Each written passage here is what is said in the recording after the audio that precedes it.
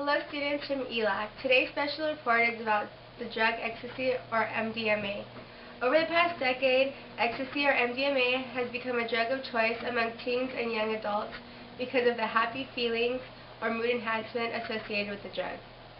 Okay, so some of the background on this drug is that it was patented as long as 1913 by a German company and was rumored to be sold as a diet pill, though it was never marketed. After this first patent, it was surfaced again in 1953 when the U.S. Army tested many drugs for military use. It was said to be used as a truth drug between 1977 and 1985.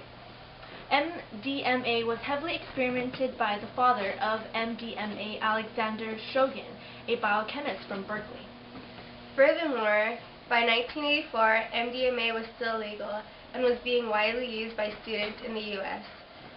However, now it is being called ecstasy on the streets in order to increase sales. Though illegal, it was heavily used throughout the 90s rave scene and is still used today. We're going to take a closer look at this so-called love drug by interviewing some rave attenders. We're aiming to discuss the side effects of this drug and try to educate them about the short-term and long-term effects in order to stress the importance for youth to be educated about the dangers posed by ecstasy.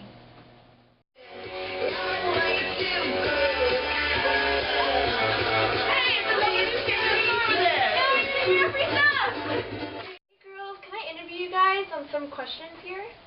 Sure, but we're going to meet up with some friends later. Okay.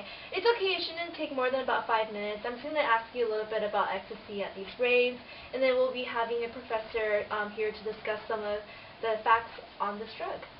Yeah, I guess, but what do we get out of this? Okay. Well, I can go ahead and give you guys some free t-shirts, and you get to be on TV. Alright, I guess.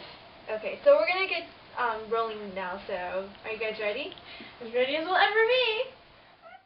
So what does ecstasy do to you? Well, it makes you feel really good about yourself, and it makes you have that really adrenaline intense feeling. And what about you? Makes me really thirsty, and my heart rate increases, I get dehydrated, and I grind my teeth, stuff like that. Yep. But afterwards you feel anxious, confused, paranoid, and also you get like really hot afterwards from all that like dancing and stuff. Okay, so how do you feel afterwards, like tomorrow after taking ecstasy? Well, I get kind of depressed, and I don't really eat that much. Yeah, that's about it. So you guys don't eat that much, and you guys just get depressed? Yeah, stay home and bum out for a few days. Okay, so I'm going to go ahead and bring Dr. Crystal, and she's going to be giving you some more information about this drug, okay?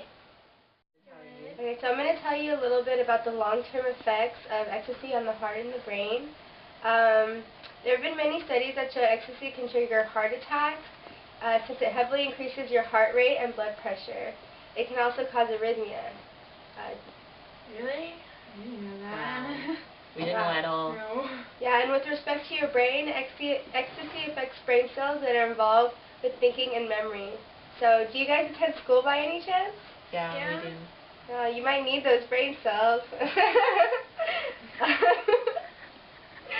Furthermore, it causes salts and minerals which can cause brain swelling and can result in permanent brain damage. It also affects neurons that use the chemical serotonin to communicate with each other. Do you know what serotonin is important for? No, not really. I'm going to introduce one of my colleagues, Erin, to discuss more about the central nervous system. Is that okay with you guys?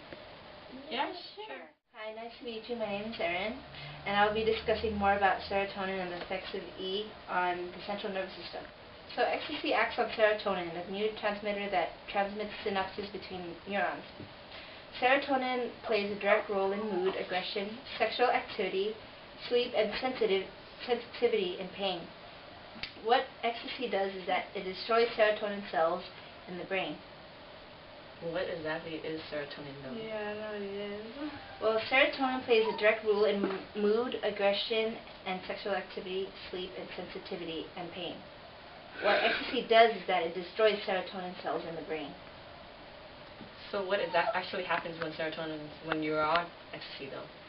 Well, it causes the flood of both serotonin and dopamine and synapses and disrupts the neurons' reuptake process and decreases the density of serotonin and neurons. There are controversies whether it causes brain damage or not, but because they don't know the effects of serotonin, neurons are permanent. Thank you, Erin. Now I'm going to discuss the long-term effects of hyponatremia and hypothermia. Do you know what these terms mean? No, not really. I just know that hyper means high. And hypo means low. Okay, well, hyponatremia is low blood sodium levels, which can result from drinking too much water.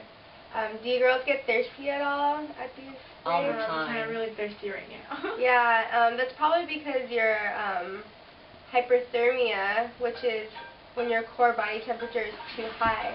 And both of these can cause death. Hyponatremia can cause your tissues to swell, especially the brain, which can result in dangerous compression of the brain. And hyperthermia can cause death because it can shut down major organs and cause clots to form in your bloodstream. And it can also cause strokes, kidney, liver, and cardiovascular system failure. So, what associates neurological problems with ecstasy?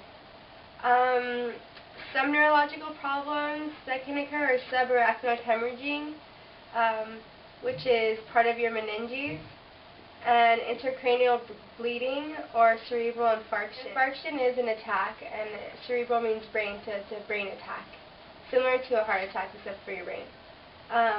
Well, that concludes this portion of the interview. Thank you, girls. Did you learn a lot? Yes, we did. Yeah, we did. Thank you. Okay, and then I'm going to turn back to Suli. Well, reporting back, this concludes our session for today, and I just want to say thank you for letting us interview you, and I definitely hope you guys will pass the message of what you guys learned to your other fellow friends, okay? Yeah, we will. After for we learned sure. a lot today. Okay, thank you again. Thank you. Thank you. Result in a dangerous compression of the brain.